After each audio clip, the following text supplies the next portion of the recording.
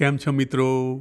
આજે આપણે સાવરડો બ્રેડ બનાવવાની સ્ટેપ બાય સ્ટેપ રીત જોઈશું. મિત્રો, વીકેન્ડમાં જો આપણને ફુરસત રહેતી હોય તો આ રેસીપી રૂટીન કામ કરતાં કરતાં પણ બની શકે તેમ છે. હા, તમારે શુદ્ધ, સાત્વિક અને હેલ્ધી ફૂડ બનાવવા માટે થોડાક પ્રયાસ તો કરવા જ પડે. તો ચાલો શરૂ કરીએ. હાય ફ્રેન્ડ્સ, આજે તમને સાવરડો બ્રેડની રેસીપી બતાડીએ. આ બોટલમાં અમારી પાસે સ્ટાર્ટર છે ઓલરેડી. આ પાણી છે અને આ ફિલ્ટર્ડ વોટર લેવાનું છે. ટેપ વોટર બ્રેડ માટે યુઝ ન કરાય. અને પછી આ લોટ યુઝ કરવાના છીએ, જે તમે જોઈ શકો છો કિંગ આર્થર કંપનીનું ઓર્ગેનિક બ્રેડનો લોટ છે. સ્ટાર્ટર પણ અમે ઘરે બનાવેલું છે.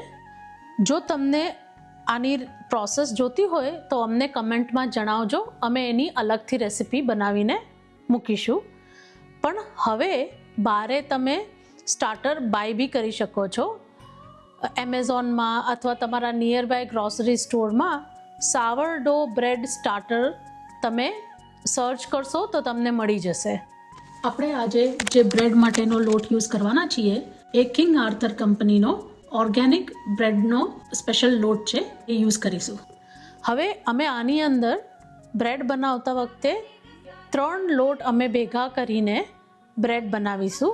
એ 3 કયા લોટ યુઝ કરવાના છે એ અમે તમને આગળ બતાડીએ.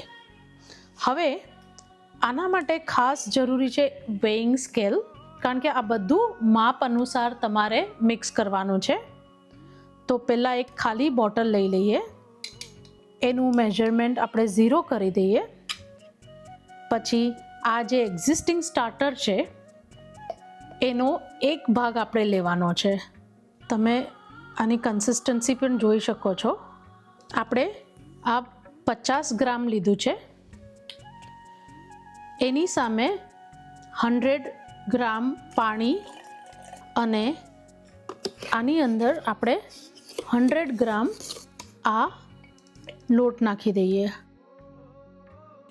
તો આ થોડું ધીરે નાખીએ છીએ જેથી કરીને આપણું પ્રોપર મેઝરમેન્ટ આવી જાય. આને આપણે મિક્સ કરી દઈએ સરખાએ. આ સરસ મિક્સ થઈ ગયું છે, તમે જોઈ શકો છો. હવે આ મિક્સ થઈ ગયા બાદ આપણે આને બંધ કરી દઈએ ઢાંકણું, અને એની ઉપર આ રબર બેન્ડ લગાવવાનું છે. હવે આ રબર બેન્ડ શું કરવા એ કારણ બતાડીએ. આપણને એવો એક ક્વેશ્ચન આવે કે આ તો આપણી પાસે રેડી હતું જ, તો પછી આ શેના માટે કર્યું હશે?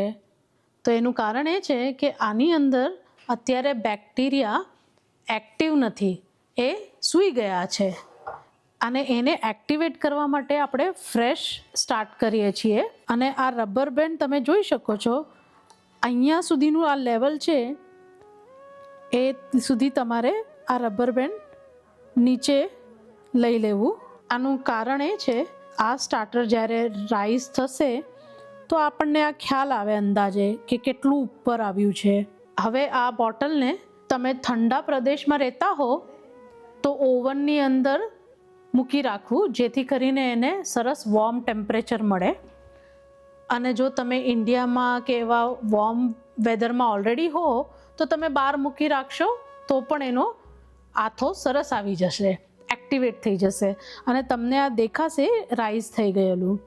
તો હવે આને આપણે 6 કલાક માટે મૂકી દઈશું. હવે આપણે જોઈ લઈએ આપણું કાલે જે મૂકેલું સ્ટાર્ટર એની શું સિચ્યુએશન છે. તમે જોઈ શકો છો, આપણે કાલે મૂકતા વખતે આ રબર બેન્ડ સુધીનું આપણું સ્ટાર્ટર હતું.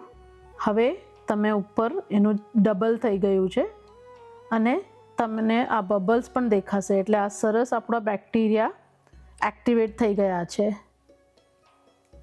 હવે આ 3 લોટ આપણે યુઝ કરવાના છીએ. એક તો બ્રેડનો લોટ છે કિંગ આર્થર કંપનીનો, બીજું છે ઓર્ગેનિક રાઈ, અને આ આપણો રેગ્યુલર ઓર્ગેનિક વ્હીટ લોટ છે.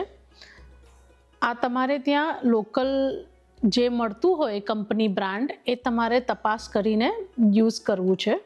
આમાં સૌથી વધારે આ લોટ વપરાશે કિંગ આર્થરનો. આનું મેઝરમેન્ટ છે 450 ગ્રામ, અને આ બંને 25-25 ગ્રામ અમે એડ કરીશું. આપણે આ 450 ગ્રામ માપથી લઈ લીધો છે અને તમે જોઈ શકો છો આ 100% ઓર્ગેનિક હાર્ડ રેડ વ્હીટમાંથી બનેલો લોટ છે.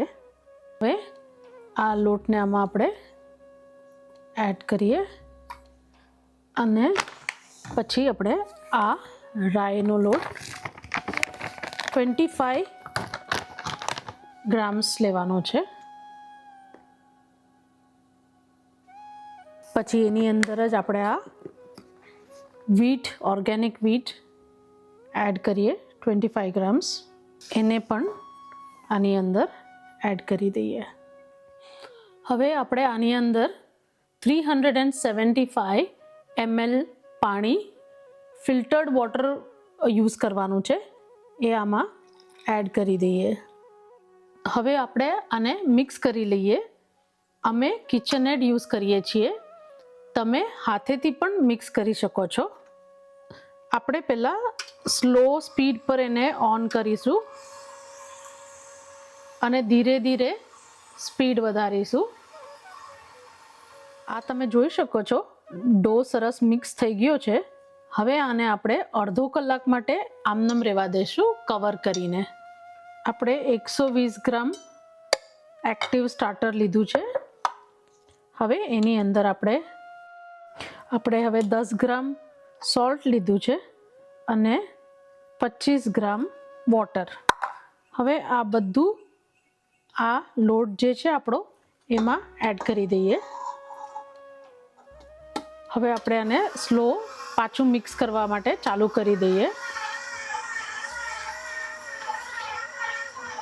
ધીરે ધીરે આપણે સ્પીડ વધારીશું અને લગભગ 2 મિનિટમાં સરસ મિક્સ થઈ જશે. આપણે આ ડો સરસ મિક્સ થઈ ગયો છે. હવે આને કોઈ બી એક કપડાથી ઢાંકીને અડધો કલાક માટે મૂકી દેશું.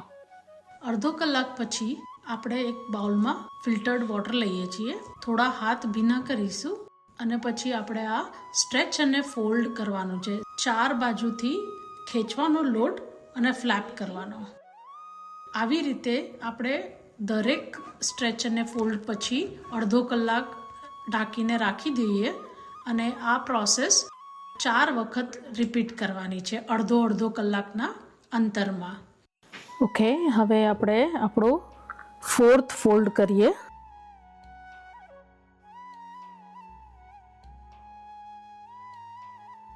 ફોર્થ ફોલ્ડ થઈ ગયા પછી આને બલ્ક ફર્મેન્ટેશન માટે થઈને ઢાંકીને આપણે 4 થી 5 કલાક માટે મૂકી રાખશું. હવે આપણે જોઈએ આથો સરસ આવી ગયો છે આપણો. તમે જોઈ શકો છો ડબલ જેટલું રાઈસ થઈ ગયું છે અને આમાં નાના નાના બબલ્સ બી આવી ગયા છે. હવે આપણે નેક્સ્ટ પ્રોસેસ જે છે એને ઇંગ્લિશમાં શેપિંગ કહીએ. એને આકાર આપવાનો છે. એના માટે આપણે જે બ્રેડનો લોટ છે એને થોડો સ્પ્રેડ કરીને અહીંયા વેરી લઈએ. આ પ્લેટફોર્મ કોઈ બી તમે યુઝ કરી શકો પણ ક્લીન હોવું જોઈએ.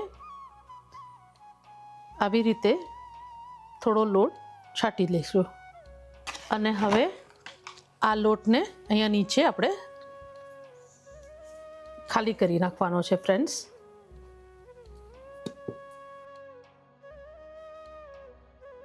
હવે ફ્રેન્ડ્સ થોડો હાથ ભીનો કરી લેવાનો છે. આ તૂટે નહીં એવી રીતે તમારે આને ફેલાવવાનો છે. તો 4 કોર્નર્સ આવા થઈ જાય પછી તમે આને લઈને આમ કરી શકો છો.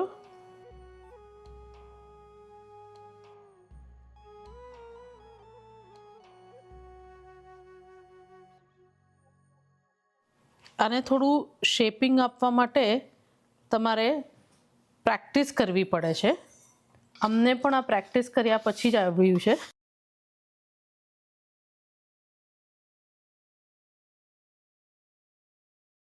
હા, શેપિંગ આપવાનું કારણ એ છે કે એને થોડું ટાઈટ પેક કરવાનું છે આપણે. આ તમે જોશો તો ધીરે ધીરે આનો આકાર રાઉન્ડ થતો જાય છે અને આ થોડું હું ટચ કરું છું એટલે મને ખ્યાલ છે કે આ ટાઈટ થતું જાય છે. એટલે આવી રીતે આપણે રાઉન્ડ કરતું રહેવાનું છે થોડું. હવે આ સરસ રાઉન્ડ થઈ ગયો છે. આને હવે આપણે આમનામ જ લઈને એક બીજા બાઉલમાં ટ્રાન્સફર કરવાનો છે. બીજા બાઉલની અંદર આપણે થોડો લોટ આવી રીતે ચાળણીથી કરવાનું રીઝન એ છે કે પાતળી લેયર અને ઇવન લેયર થાય છે.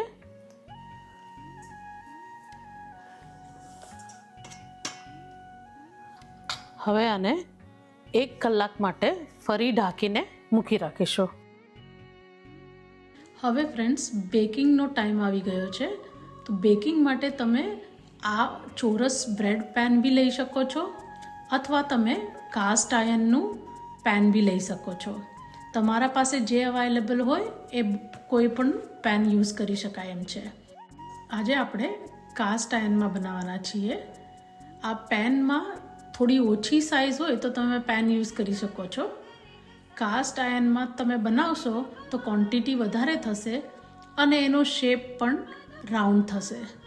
એટલે તમે આ રાઉન્ડ શેપની બનાવી હોય તો આપ કાસ્ટ આયર્ન યુઝ કરો અને કાસ્ટ આયર્નમાં હીટ પણ ઇક્વલ આવે છે. હવે આપણે કાસ્ટ આયર્નને પ્રી હીટ કરવા માટે ઓવનમાં મૂકી દઈએ છીએ.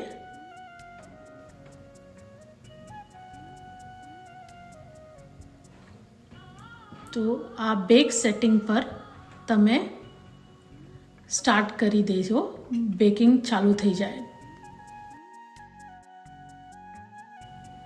હવે આપણે આ પાર્ચમેન્ટ પેપર લીધું છે, એને આપણે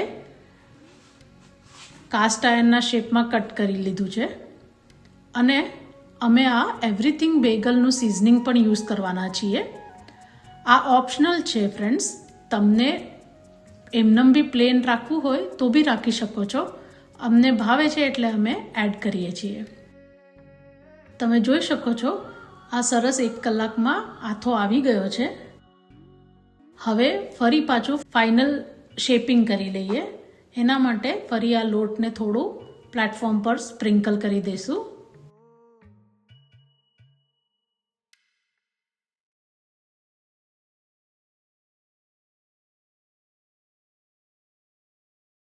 અને પછી આ જે આપણું ડો છે એને પ્લેટફોર્મ પર પાછું પ્લેસ કરવાનું છે. એના માટે હાથ થોડા વેટ કરી લીધા છે અને પછી આપણે હાથેથી જ તમે જોઈ શકો છો ઇઝીલી ડો નીકળી જશે બાઉલમાંથી. એટલે આને કાઢી લઈએ. એકદમ ક્લીન નીકળી ગયો છે, તમે જોઈ શકો છો. હવે ફાઇનલ આને શેપ આપીએ છીએ. આ શેપ આપવા માટે ધ્યાન રાખવાનું છે કે આવી રીતે થોડું સ્ટ્રેચ કરીને ફોલ્ડ કરવાનું છે. સ્ટ્રેચ કરતા વખતે એ તૂટી ન જવું જોઈએ, એનું ખાસ ધ્યાન રાખવાનું. તમારી પાસે આ પતરા જેવું જે છે એ ન હોય સ્ક્રેપર તો ચાલે. અમે પહેલાં હાથેથી જ કરતા હતા પણ આ બહુ ઇઝી થઈ જાય છે હોય તો. થોડો વધારે લોટ લેવો પડે તો થોડો પછી નાખી દેવો જેમ જેમ જરૂર પડે એમ, એટલે તમારો લોટ ઇઝીલી શેપ આવી જાય એનો.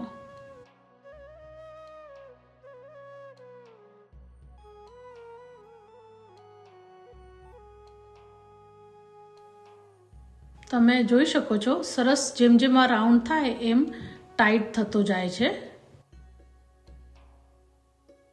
હવે આપણું ઓવનમાંથી કાસ્ટ આયર્ન ગરમ થઈ ગયું છે એટલે બહાર કાઢી લીધું.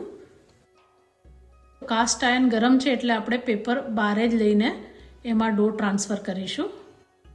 સરસ થઈ ગયું છે. હવે એને આપણે પકડીને અંદર કાસ્ટ આયર્નમાં મૂકી દઈએ.